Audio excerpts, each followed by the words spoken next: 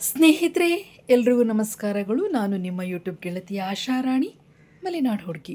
ನನ್ನ ಯೂಟ್ಯೂಬ್ ಚಾನಲ್ಗೆ ನಿಮಗೆಲ್ಲ ಮತ್ತೊಮ್ಮೆ ಸ್ವಾಗತ. ಫ್ರೆಂಡ್ಸ್, ನಾನಿವತ್ತು ನಮ್ಮ ಅಭಯಾರಣ್ಯ, ನಾವು ಏನಿದ್ದೀವಲ್ಲ ಊರು, ನಾವು ವಾಸ ಮಾಡುವಂತಹ ಊರಿರೋ ಸುತ್ತಮುತ್ತ ಇರುವ ಕಾಡಿನ ಹೆಸರು ಶೆಟ್ಟಿಹಳ್ಳಿ ಅಭಯಾರಣ್ಯ.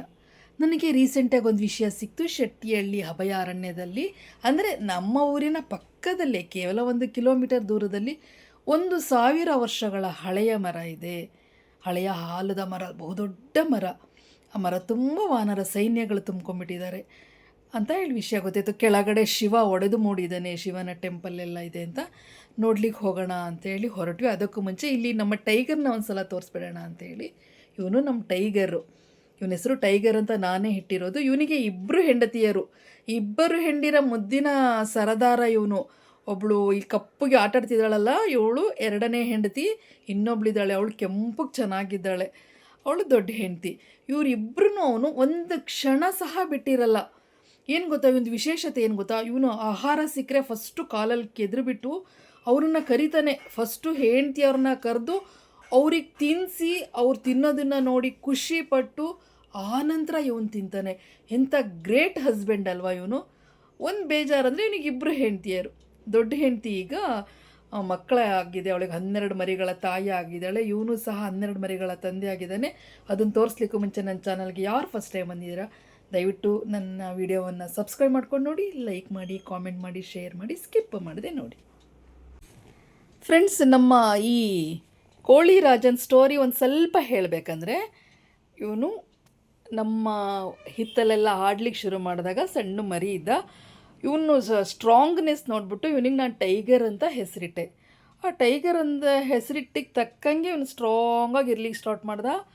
ಆ ಸ್ಟ್ರಾಂಗ್ನೆಸ್ 2 ಹೆಂಡ್ತಿಯರು ಅವನಿಗೀಗ. ಇವಳಿದ್ದಾಳಲ್ಲ, ಕಪ್ಪಗಿದ್ದಾಳಲ್ಲ, ಇವಳು ಚಿಕ್ಕ ಹೆಂಡ್ತಿ. ಇನ್ನೊಬ್ಳಿದ್ದಾಳೆ, ಕೆಂಪಗಿದ್ದಾಳೆ, ಅವಳು ದೊಡ್ಡ ಹೆಂಡ್ತಿ. ದೊಡ್ಡ ಹೆಂಡ್ತಿಗೆ ಈಗ ಮಕ್ಕಳಾಗಿದೆ. ತನ್ನ ಮರಿಗಳ ಜೊತೆ ಆಟ ಆಡ್ತಾ ಇದ್ದಾಳೆ. ನಮ್ಮ ಟೈಗರ್ 12 ಮರಿಗಳ ಅಪ್ಪ ಆಗಿಬಿಟ್ಟಿದ್ದಾನೆ ಈಗ. ನೋಡಿ, ಅಲ್ಲಿ ಬಂದ್ಲು ನೋಡಿ, ಇವಳು ದೊಡ್ಡ ಹೆಂಡ್ತಿ. ಈಗೇನು ಕೆಂಪಗೆ ಮಕ್ಕಳನ್ನು ಕರ್ಕೊಂಡು ಬಂದಲ್ಲ, ಇವಳು ದೊಡ್ಡ ಹೆಂಡ್ತಿ.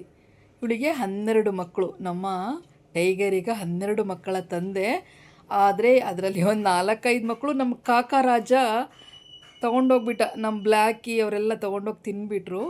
ಆದರೆ ಇವನು ನೋಡಿ, ಅಲ್ಲಿ 2ನೇ ಹೆಂಡ್ತಿ ಜೊತೆಗೂ ಆಹಾರ ತಿಂತ ಆಟ ಆಡ್ತಿದ್ದಾನೆ. ಇಲ್ಲಿ ಈ ಮಕ್ಕಳನ್ನು ಸಹ ಮಧ್ಯದಲ್ಲಿ ಬಂದು ನೋಡ್ಕೊಂಡು ಹೋಗ್ತಾನೆ. ನನ್ನ ಹೆಂಡತಿ ಸುರಕ್ಷಿತವಾಗಿದ್ದಾಳ, ನನ್ನ ಮಕ್ಕಳು ಸುರಕ್ಷಿತವಾಗಿದ್ದಾರಾ, ಆಟ ಆಡ್ತಾ ಇದ್ದಾರಾ, ಆಹಾರ ತಿಂತಾ ಇದ್ದಾರಾ, ಇಲ್ಲೂ ಬಂದು ನೋಡ್ಕೊಂಡು ಹೋಗ್ತಾನೆ. ಇನ್ನೊಂದು ನಿಮಿಷದಲ್ಲಿ ನೋಡಿ ಅವಳ ಜೊತೆಗೂ ಇರ್ತಾನೆ. ಇಂಥ ಗ್ರೇಟ್ ಫಾದರ್ ಅಲ್ವಾ ನಮ್ಮ ಟೈಗರು. ಸಖತ್ ಗ್ರೇಟ್ ಫಾದರು. ತುಂಬ ಖುಷಿಯಾಗತ್ತೆ ಅವನನ್ನು ನೋಡ್ತಾ ಇದ್ದರೆ. ನನಗೊಂದು ದಿನ ಅನ್ನಿಸ್ತು, ನಿಮಗೂ ಸಹ ಇವನನ್ನು ತೋರಿಸ್ಬೇಕು, ನಮ್ಮ ಟೈಗರನ್ನ ನಿಮಗೆ ತೋರಿಸಿ ಅವನ ಸ್ಟೋರಿ ಹೇಳಬೇಕು ಅನ್ನಿಸ್ತು. ಅದಕ್ಕೆ ನಾನು ಈ ವಿಡಿಯೋ ಮಾಡಿದೆ. ಈ ವಿಡಿಯೋ ಅಂದರೆ ನಮ್ಮ ಟೈಗರ್ನ ವಿಡಿಯೋ ಹೇಗೆ ಅನ್ನಿಸ್ತು ಅಂತ ನೋಡಿ. ಈಗ ಬನ್ನಿ, ನಾವು ವಾನರ ಸೈನ್ಯ 1000 ವರ್ಷಗಳ ಹಳೆಯ ಮರ ತೋರಿಸ್ತೀನಿ.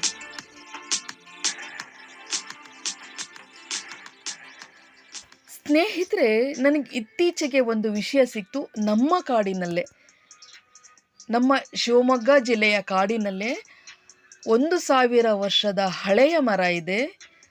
ಬಹಳ ಹಳೆಯದು. ಅಲ್ಲಿ ಋಷಿ ಮುನಿಗಳೆಲ್ಲ ತಪಸ್ ಮಾಡಿ ಹೋಗಿದ್ದಾರೆ. ಅಂಥ ಸ್ಥಳ ಅದು ಅಂತೇಳಿ ವಿಷಯ ಬಂತು ನನಗೆ ಬಹಳ ಕುತೂಹಲ ಆಯಿತು. ನೋಡಲೇಬೇಕು ಆ ಮರ ಹೇಗಿರ್ಬೋದು ಅಂದ್ಕೊಂಡು ಹೊರಟೆ. ನಿಮಗೂ ಸಹ ಅದನ್ನು ತೋರಿಸೋಣ ಅಂತ ಹೇಳಿ ಹೊರಟೆ. ಆ ಮರದ ಕೆಳಗಡೆ ಶಿವ ಅಲ್ಲಿ ಒಡೆದು ಮೂಡಿದ್ದಾನೆ, ಕಲ್ಲಿನ ರೂಪದಲ್ಲಿ ಒಡೆದು ಮೂಡಿದ್ದಾನೆ. ಆ ಮರ ಬಹಳ ಪ್ರಶಾಂತವಾದ ಸ್ಥಳ. ಏನೇನೋ ಕತೆಗಳನ್ನು ಹೇಳಿದ್ರು. ಸರಿ, ಹೋಗೇ ಬಿಡೋಣ, ನೋಡೇ ಬಿಡೋಣ ಅಂದ್ಕೊಂಡು ನಾನು ಹೊರಟೆ. ಇದು ನಮ್ಮದು ಶೆಟ್ಟಿಹಳ್ಳಿ ಅಭಯಾರಣ್ಯ. ನಮ್ಮ ಕಾಡಿಗೆ, ಈ ಕಾಡಿಗೆ ನಿಮಗೆ ಏನು ತೋರಿಸ್ತಾ ಇದ್ದೀನಿ, ಈ ಕಾಡಿಗೆ ಶೆಟ್ಟಿಹಳ್ಳಿ ಅಭಯಾರಣ್ಯ ಅಂತ ಹೇಳಿ ಕರೀತಾರೆ. ಬನ್ನಿ, ನಿಮಗೆ ಶೆಟ್ಟಿಹಳ್ಳಿ ಅಭಯಾರಣ್ಯ ತೋರಿಸ್ತೀನಿ. ಮಧ್ಯದಲ್ಲಿ ಯಾವುದಾದ್ರೂ ಪ್ರಾಣಿಗಳು ಸಿಕ್ಕರೆ ನೀವೇ ನೋಡ್ಕೋಬೇಕು, ನಾ ಹೇಳಲ್ಲ. ಯಾಕೆಂದರೆ ನಂಗೆ ಭಯ ಆಗುತ್ತೆ ಪ್ರಾಣಿಗಳಂದರೆ.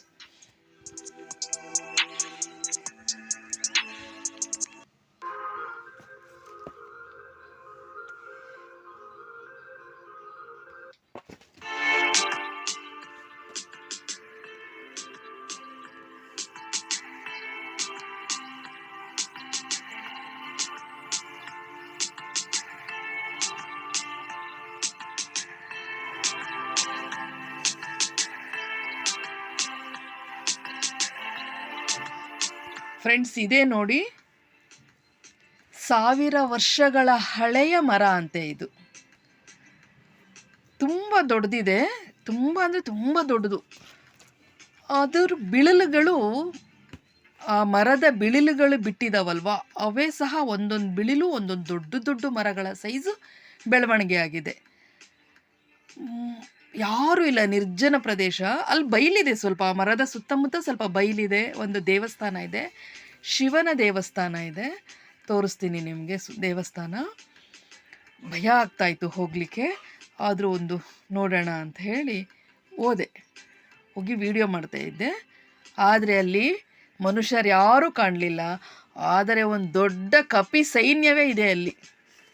ಎಷ್ಟು ದೊಡ್ಡ ಕಪಿ ಸೈನ್ಯ ಇದೆ ಅಂತ ಹೇಳಿದ್ರೆ, ಅದು ಮನುಷ್ಯರಾದ್ರೂ ಅಲ್ಲಿ ಅಷ್ಟಕ್ಕೊಂದು ಜನ ಇರೋಕ್ಕೆ ಸಾಧ್ಯ ಇಲ್ಲ. ಇಲ್ಲಿ ನೋಡಿ, ಕೆಳಗಡೆ ಒಂದು ಕಲ್ಲಿದೆ ಅಲ್ಲ, ಅಲ್ಲಿ ಶಿವ ಒಡೆದು ಮೂಡಿದ ಅಂತ ಹೇಳ್ತಾರೆ. ಅವನಿಗೆ ಹೊಳೆ ಸಿದ್ದೇಶ್ವರ ಅಂತ ಹೇಳಿ ಕರೀತಾರೆ. ಪಕ್ಕದಲ್ಲೊಂದು ಹೊಳೆ ಹರಿತಾ ಇತ್ತು, ಹೊಳೆ ಸಿದ್ದೇಶ್ವರ ಅಂತ ಅನ್ನೋ ಹೆಸರಲ್ಲಿ ಕರೀತಾರೆ. ದೇವಸ್ಥಾನ ಈಗ ಕಟ್ಟಿದ್ದಾರೆ ಇತ್ತೀಚೆಗೆ, ಸುಮಾರು ಒಂದು 50 ವರ್ಷಗಳ ಹಿಂದೆ ಕಟ್ಟಿದ್ರಂತೆ. ಅದನ್ನು ತೋರಿಸ್ತೀನಿ.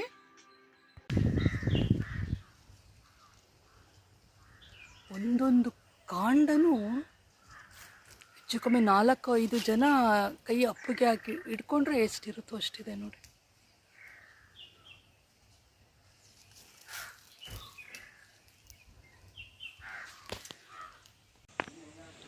ಅಲ್ಲೊಬ್ಬ ಕಪಿರಾಯ ಬಿಲ್ವಪತ್ರೆ ಎಲೆಗಳನ್ನೆಲ್ಲ ತಿಂತಾ ಇದ್ದ. ತುಂಬ ಆಶ್ಚರ್ಯ ಆಯಿತು ನನಗೆ.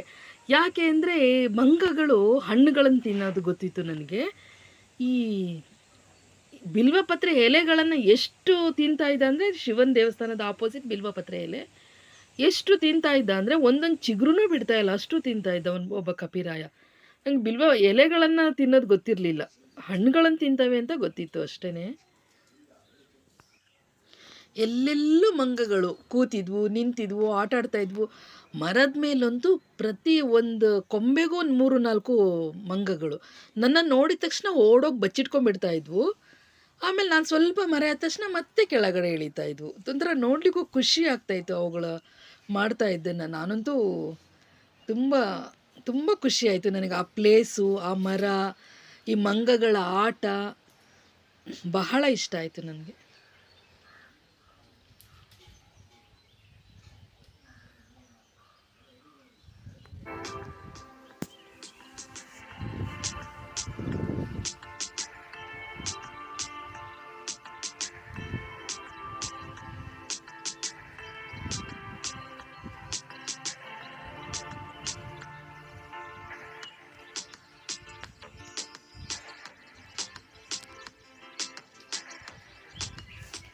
ಫ್ರೆಂಡ್ಸ್, ಈ ಒಂದು ವಾತಾವರಣದಲ್ಲಿ ನಾವು ಈ ಮರ, ಆ ಮಂಗಗಳ ಆಟ ನೋಡ್ತಾ ಇದ್ದರೆ ನಮ್ಮ ಮನಸ್ಸು ಏನೋ ಒಂಥರ ಉಲ್ಲಾಸಿತ ಆಗುತ್ತೆ, ಪುಳಕಿತ ಆಗುತ್ತೆ. ಎಷ್ಟೇ ನೋವು ಬೇಜಾರಿದ್ರೂ ಮರೆತುಬಿಟ್ಟು ನಮ್ಮ ಕಾನ್ಸಂಟ್ರೇಷನ್ ಫುಲ್ ಆ ಕಡೆ ಹೋಗುತ್ತೆ. ಮರ ನೋಡಿ ಫ್ರೆಂಡ್ಸ್, ಎಷ್ಟು ದೊಡ್ಡ ಮರ ಅಂದರೆ ಯಾವ ಕಡೆ ಕೊಂಬೆ ಹೋಗಿ ಯಾವ ಕಡೆಗೆ ಜಾಯಿಂಟ್ ಆಗಿದೆ.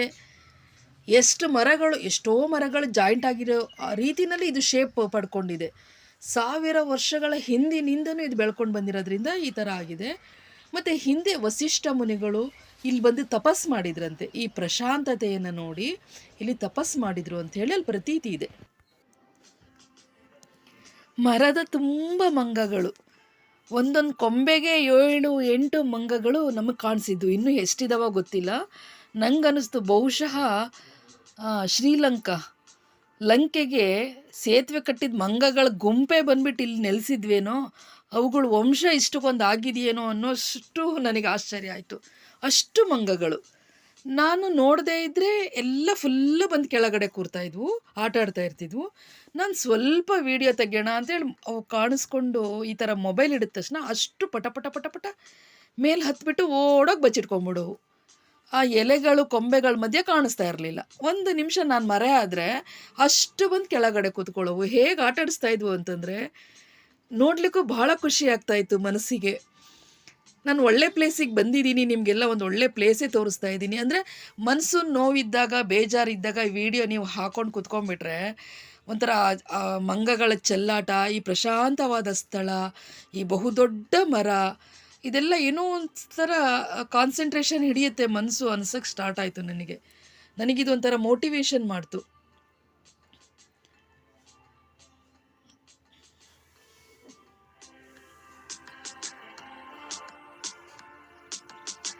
ಎಷ್ಟು ದೊಡ್ಡ ಮರ ನೋಡಿ ಫ್ರೆಂಡ್ಸ್. ಒಂದೇ ಮರ ಈ ಥರ ಬಿಳಲು ಬಿಟ್ಟು ಹೆಚ್ಚು ಕಮ್ಮಿ 1 ಎಕರೆಗಷ್ಟು ದೊಡ್ಡದಲ್ಲಿ ಒಂದು ಮರ ಇದೆಯೇನೋ ಅನ್ನೋಷ್ಟು ದೊಡ್ಡಕ್ಕಿದೆ. ಒಳಗಡೆ ಹೋದರೆ ಒಂಥರ ಗುಹೆ ಒಳಗಡೆ ನಾನು ಹೋಗ್ತಾ ಇದ್ದೀನೇನೋ ಅನ್ನೋಂಥ ಆ ಥರ ಮನಸ್ಸಿಗೆ ಭಾವನೆ ಬಂದಿದ್ದು. ಯಾವುದೋ ಒಂದು ದಟ್ಟ ಕಾಡಿನ ಮಧ್ಯದಲ್ಲಿ ಗುಹೆಗಳಿದೆಯೇನೋ ಅನ್ನೋ ಅನಿಸಿಕೆ ಮತ್ತು ಭಯನೂ ಒಂಥರ. ಇದು ಹೊಳೆ ಸಿದ್ದೇಶ್ವರ ದೇವಸ್ಥಾನ. ಅಲ್ಲಿ ಮರದ ಕೆಳಗಡೆ ಕಲ್ಲಿನ ರೂಪದಲ್ಲಿ ಶಿವ ಒಡೆದು ಮೂಡಿದ್ನಂತೆ. ವಸಿಷ್ಠ ಮುನಿಗಳು ಅಲ್ಲಿ ಪೂಜಿಸಿದ್ರಂತೆ ಅವನನ್ನು. ಇತ್ತೀಚೆಗೆ ಅಂದರೆ ಸುಮಾರು ಇತ್ತೀಚೆಗೆ ಅಂದರೆ ಹೆಚ್ಚು ಕಮ್ಮಿ ಇದೇ ಒಂದು 50 ವರ್ಷದ ಮೇಲೆ ಆಗಿರಬಹುದು, ಅಲ್ಲಿ ಶಿವನ ದೇವಸ್ಥಾನ ಮಾಡಿಬಿಟ್ಟು ಪೂಜಿಸ್ತಾ ಇದ್ದಾರೆ. ಪ್ರತಿದಿನ ಪೂಜೆ ಇಲ್ಲ, ವಾರಕ್ಕೊಮ್ಮೆ ಮಾತ್ರ ಪೂಜೆ. ವರ್ಷಕ್ಕೊಂದ್ಸಲ ಜಾತ್ರೆ ಥರ ನಡೆಯುತ್ತಂತೆ. ಜಾಸ್ತಿ ಜನ ಸೇರಲ್ವಂತೆ, ಏಕೆಂದರೆ ಕಾಡಾಗಿರೋದ್ರಿಂದ ಅಷ್ಟು ಜನ ಮೋಸ್ಟ್ಲಿ ಬರಲ್ಲ ಅಂದ್ಕೊಳ್ತೀನಿ ನಾನು.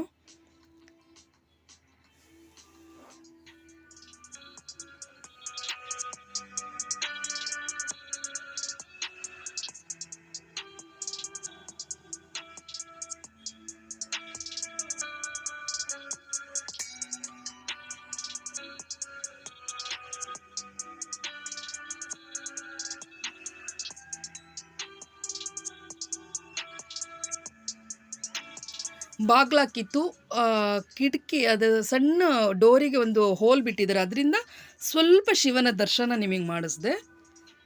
ಫ್ರೆಂಡ್ಸ್, ನಿಮಗೆಲ್ಲ ಇಷ್ಟ ಆಯಿತಾ ವಿಡಿಯೋ? ಇಷ್ಟ ಆಯಿತು ಅಂದ್ಕೊಳ್ತೀನಿ. ನನ್ನ ವಿಡಿಯೋ ನೋಡಿದ್ದಕ್ಕೆ ನಿಮಗೆಲ್ಲ ತುಂಬ ಥ್ಯಾಂಕ್ಸ್. ಲೈಕ್ ಮಾಡಿ, ಕಾಮೆಂಟ್ ಮಾಡಿ, ನಿಮಗೇನು ಅನ್ನಿಸ್ತು, ಈ ವಿಡಿಯೋದ ಬಗ್ಗೆ ಏನು ಅನ್ನಿಸ್ತು ಅಂತೇಳಿ ಕಾಮೆಂಟ್ ಮೂಲಕ ತಿಳಿಸಿ.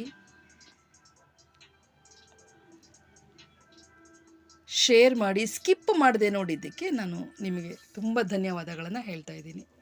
Thank you so much.